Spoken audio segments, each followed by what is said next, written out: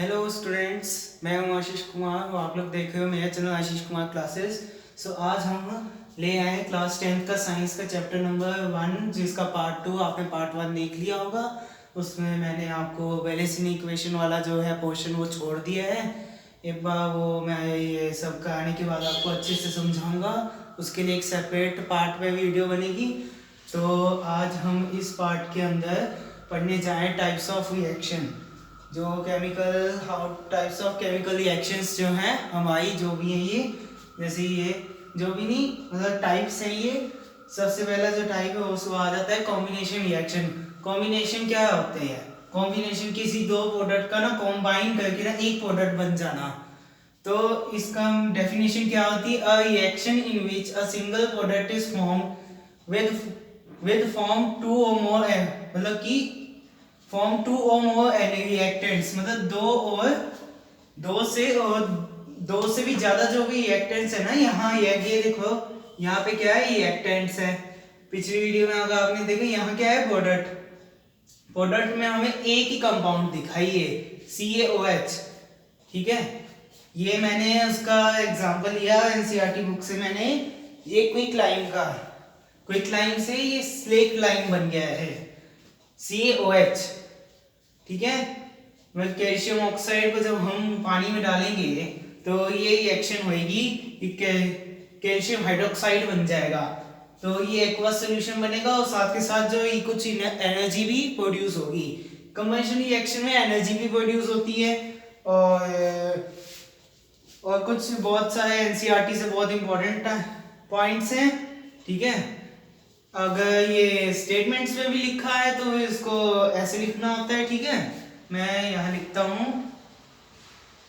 Calcium. Note down कर लेना students, जो भी देख रहे हैं ये वीडियो लाइक कर देना, मेरे चैनल को सब्सक्राइब भी कर देना। तो इसी के साथ आज हम ये आपको लिखवाएं, ये देखो मैं लिख रहा हूँ, फटाफट आप भी नोट डाउन कर लो।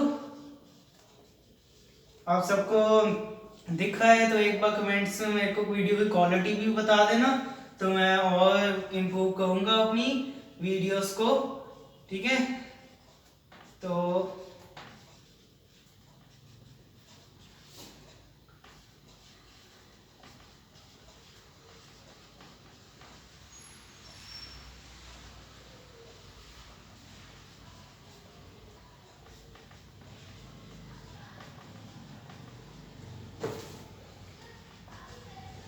ये मतलब कि ये मैंने जो ये अभी पॉइंट लिखा है ना, ये इस रिएक्शन का है ही है। मतलब कि जो मैंने ऊपर रिएक्शन लिखी है ना कैल्शियम ऑक्साइड की, ये H2 के साथ, तो इसी के साथ ही है ये। तो यहाँ पे ये स्टेटमेंट है, ये देखो। फिर उसके बाद आ जाते हैं हम एक और एग्जांपल पे। यहाँ पे बर्निंग कॉइल का भी दे रखा है, formation of water from H2 gas भी दे रखा है। मैं एक काम करता हूँ, एनसीईआरटी की लाइंस रीड कर देता हूँ। इसमें लिखा है जो इम्पोर्टेंट लाइन है,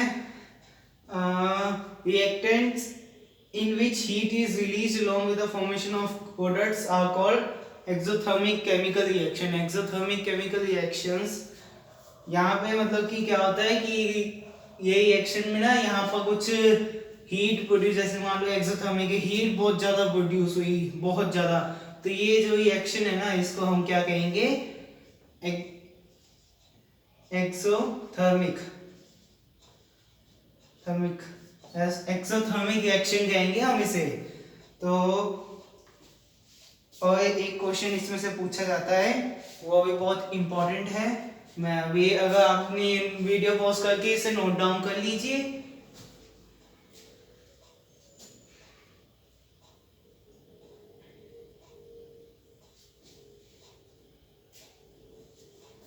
चलिए आइए और शुरू करते हैं। अगले पॉइंट पे चलते हैं। यहाँ पे कॉम्बिनेशन रिएक्शन हमने और करना है। चलो आगे बढ़ते हैं।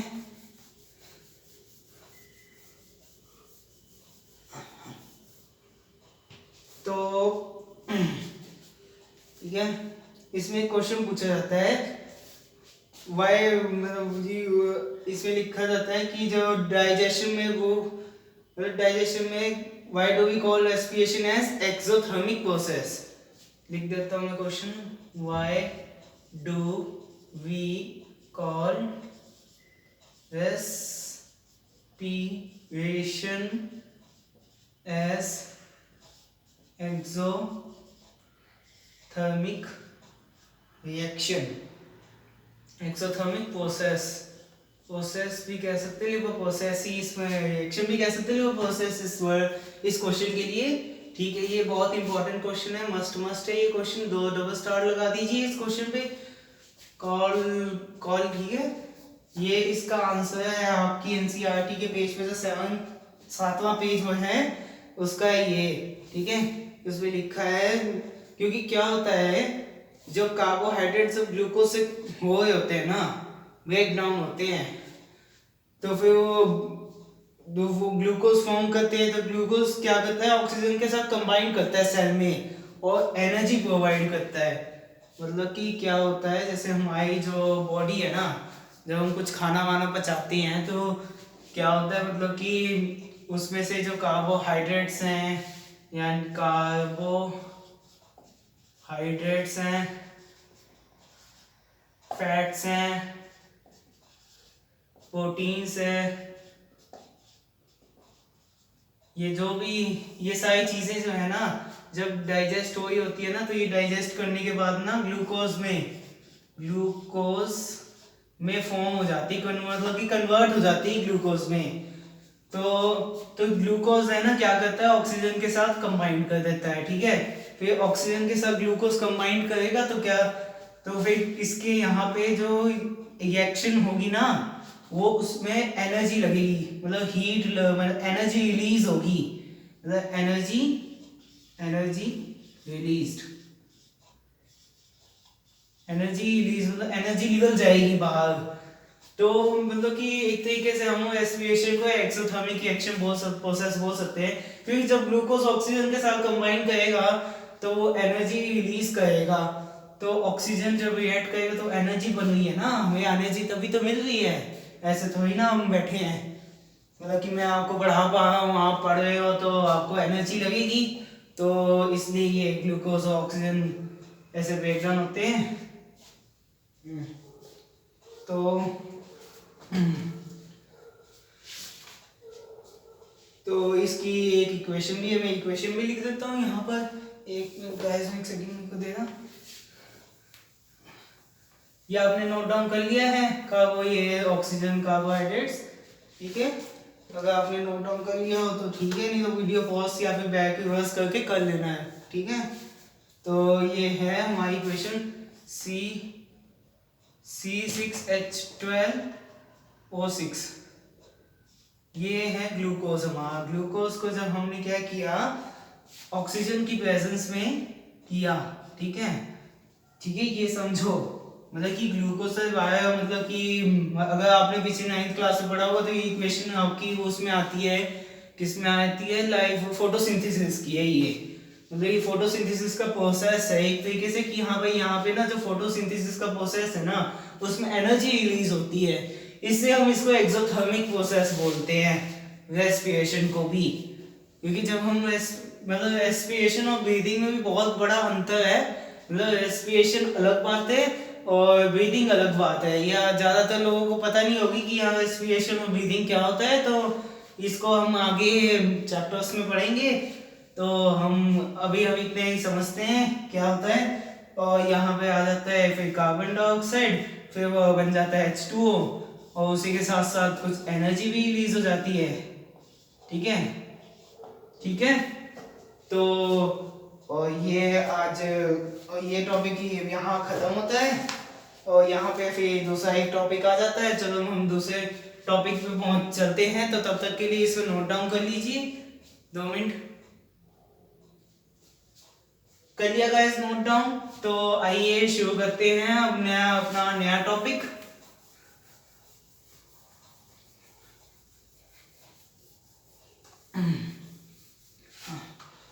नया टॉपिक क्या है, डिकम्पोजिशन रिएक्शन। यहाँ पे 2 हेडिंग डाल दीजिए, डिकम्पोजिशन रिएक्शन। ठीक है, डिकम्पोजिशन रिएक्शन क्या होती है, जब हम क्या करते हैं सिंगल प्रोडक्ट, मतलब कि अगर हमारे पास रिएक्टेंट है, माना ये रिएक्टेंट है, ठीक है, एक सिंगल प्रोडक्ट, यहाँ पे सिंगल कंपाउंड है, सिंगल, ठीक है, सिंगल कंपाउंड है, ठीक है, उसको हम क्या कर रहे हैं, हीट कर रहे हैं, गर्म, ठीक है, गर्मा गर्म, ठीक है, हीट कर रहे हैं, और उससे हमें बहुत सारे ना मतलब कि प्रोडक्ट्स के अंदर ना बहुत सारे बन जाएंगे, मैनी, मैनी कह सकते हैं, बिल्कुल बहुत सारे, प्लस प्लस प्लस प्लस करते रहेंगे, मतलब कि एक तरीके से ऐसी रिएक्शन जिसमें सिंगल से मल्टीपल हो गए हों, मल्टीपल पल प्रोडक्ट्स, ठीक है, प्रोडक्ट्स मतलब कि मल्टीपल प्रोडक्ट्स बन रहे सिंगल कंपाउंड से, सिंगल कंपाउंड से मल्टीपल प्रोडक्ट्स।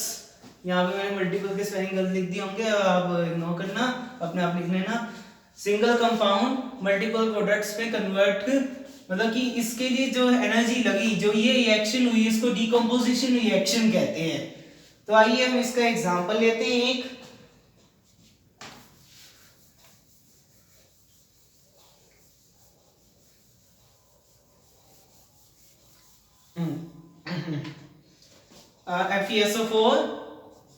FeSO4 जो है उसको जब हमने हीट किया तो क्या होता है,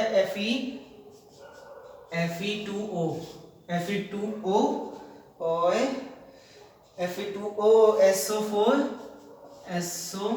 क्या कहते हैं, SO4 है, SO4 और क्या कहते हैं SO2 ये सब जो गैस प्रोडक्ट निकले हैं, यहाँ से फ्लेम्स निकली हैं, और ये जो प्रोडक्ट निकला है ये सॉलिड प्रोडक्ट था, और ये वाला जो था ये भी सॉलिड प्रोडक्ट था, ठीक है। मतलब आयोडीन सल्फेट, फ्लूइड सल्फेट कहेंगे, अब इसे आयोडीन नहीं कहेंगे, इसको हम फ्लूइड सल्फेट कहेंगे, फ्लूइड सल्फेट, FeRROUS सल्फेट, ठीक है, फ्लूइड सल्फेट कहेंगे। और इसमें हम क्या करें, इस रिएक्शन में हम क्या देख रहे हैं, हम इस रिएक्शन में जब हमने फ्लूइड सल्फेट को हीट किया, मतलब समझो फ्लूइड सल्फेट को जब हमने हीट प्रोवाइड की तो ये फ्लूइड ऑक्साइड में चेंज हो गया, और SO4 और ये जो दो हैं ये गैस बन गई, ये गैस थी, ये इवेपोरेट हो गई, ये दोनों उड़ गई, मतलब कि हमारे पास ये बचा। वैसे कहने को तो हमारे पास यही बचा है सॉलिड में, लेकिन भाई जो ये प्रोडक्ट्स तो मैनी बन गए ना, समझो बात को, हमें क्या समझ रहे हैं, डिकम्पोजिशन रिएक्शन समझनी है। तो FeSO4 है, सिंगल प्रोडक्ट है, ठीक है, सिंगल मतलब सिंगल रिएक्टेंट है, और यहाँ पे प्रोडक्ट्स कितने बन गए, FeSO4 और Fe2O SO4 SO2, मतलब जाने कितने बन गए। तो एक इसमें से एक एक्टिविटी और भी बहुत इंपॉर्टेंट होती है, ये एक इसका एक और एग्जांपल लिख लेते हैं हम, क्या लिखेंगे, कैल्शियम कार्बोनेट को जब हम हीट करेंगे, यानी लाइमस्टोन को, लाइमस्टोन, ठीक है, लाइमस्टोन को जब हम हीट करेंगे तो हम ये डेल्टा जो मैं बना रहा हूँ ना, ये हीट का सिंबल होता है, ठीक है। आप जब बड़ी क्लासेस में जाओगे ना, 11th में जब आप पीसी मतलब कि साइंस स्ट्रीम में जाओगे तो आपको वहां पता चलेगा ये डेल्टा का मतलब हीट ही होता है एक तरीके से।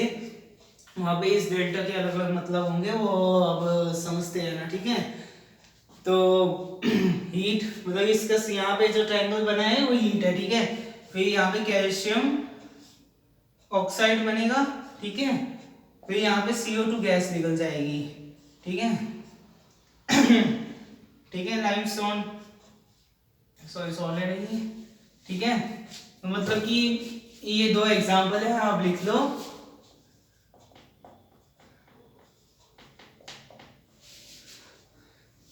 जल्दी से लिख लो गाइस।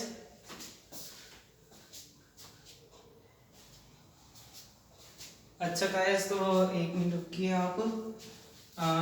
और एक और है, वो एक इम्पोर्टेंट क्वेश्चन है, बहुत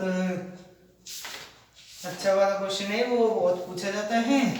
कौन सा है क्वेश्चन, ये एक्टिविटी वो लेड नाइट्रेट वाला। ये लेड नाइट्रेट में भी क्या होता है, मतलब कि डिकम्पोजिशन रिएक्शन होती है, क्या फॉर्म होता है, कौन सा कलर होता है, इसमें बहुत क्वेश्चन, मतलब कि मैं मतलब कि ये बताऊं तो बहुत वैरायटी ऑफ क्वेश्चंस हैं इसके अंदर। ये सब मतलब जैसे एक रिएक्शन और है बहुत इंपॉर्टेंट, एक और लिख लो इसके अंदर ही। ये सबने नोट डाउन कर लिया है ना, ये वाला नीचे वाली सबने नोट डाउन कर ली होगी। बाकी मैं अब नीचे लिखा हूँ, क्या लिखना था, नेट नाइट्रेट, एक मिनट रुकिए, PbNO2 सॉलिड है, इसको क्या की हीट दी, तो हम क्या बोलेंगे अब 2PbO, ठीक है, प्लस में 4 जो 4 मतलब कि ये N2 बनेगा और ऑक्सीजन बनेगा। ये तो अभी मैंने अनबैलेंस लिखी है, मतलब कि मैंने ये बैलेंस कर दी है, मतलब थोड़ा बैलेंस करने के उसमें बुक में बैलेंस लिखी हुई है, इसलिए मतलब ये बहुत ज़्यादा इम्पोर्टेंट है, मतलब इतना इम्पोर्टेंट है, इतना इम्पोर्टेंट, मतलब कि आप मतलब कि आपके पेपर में कहीं ना कहीं किसी ना किसी क्वेश्चन में आपको ये पूछ लेगा कि जब हमने लेड नाइट्रेट को लेड नाइट्रेट को हीट किया, तो जो प्रोडक्ट ए था वो क्या था, जो गैस थी वो कौन से कलर की थी, कलर कौन सा था, कलर था इसका ब्राउन येलोइश,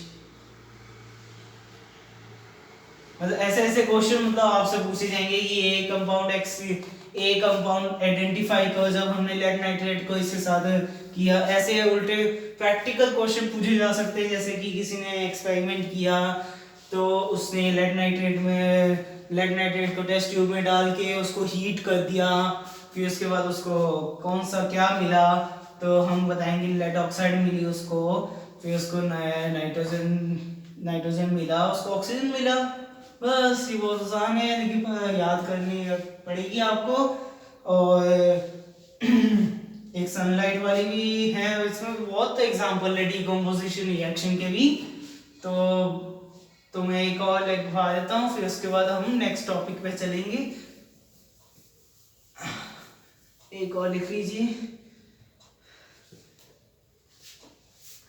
लिख ली होगी आपने, ऊपर वाली तो पहले कब की, नीचे वाली मैं मिटोनिया हूँ, ठीक है। तो एक और रिएक्शन है AgCl को जब हम ये सनलाइट की है, ये है फोटोलाइसिस, ये इलेक्ट्रोलाइट